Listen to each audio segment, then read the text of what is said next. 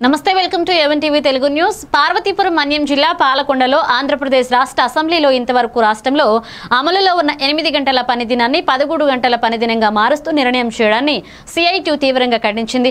శనివారం పాలకొండ నియోజకవర్గ కేంద్రంలో సిఐటియు ఆధ్వర్యంలో పోస్టల్ ఆవిష్కరణ చేపట్టారు.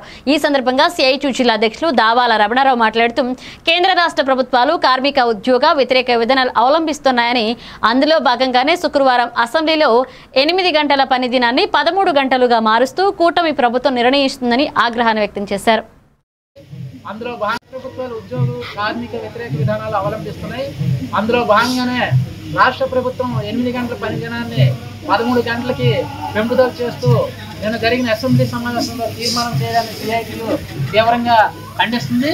స్వాతంత్ర ఉద్యమంలో గాంధీ కూడా 1926లో 8 గంటల పని దినం అమలు చేయాలని చెప్పి ఉద్యమాలు చేసిన చరిత్ర ఉంది. పారిశ్రామిక వివాద చట్టం ప్రకారం 1948 నుంచి 8 గంటల పని దినం భారతదేశంలో అమలవుతూ ఉంది.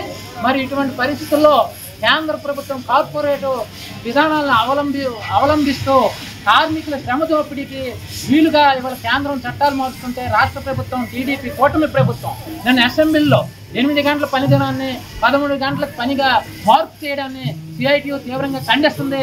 ఈ నిర్ణయాన్ని వెంటనే ఉపసంహరించకపోతే రాష్ట్ర వ్యాప్తంగా ఉద్యోగులు కార్మికులు మరో పోరాటానికి సిద్ధం కావాలని చెప్పి ఈ సందర్భంగా పిలిపివ్వడం జరుగుతుంది. ప్రభుత్వాలు ఉద్యోగ కార్మిక వ్యతిరేక విధానాలు అవలంబిస్తున్నాయి.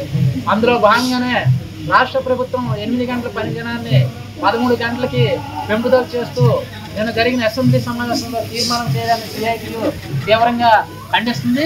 స్వాతంత్ర ఉద్యమంలో గాంధీ కూడా 1926లో 8 గంటల పని దినం అమలు చేయాలని చెప్పి ఉద్యమాలు చేసిన చరిత్ర ఉంది.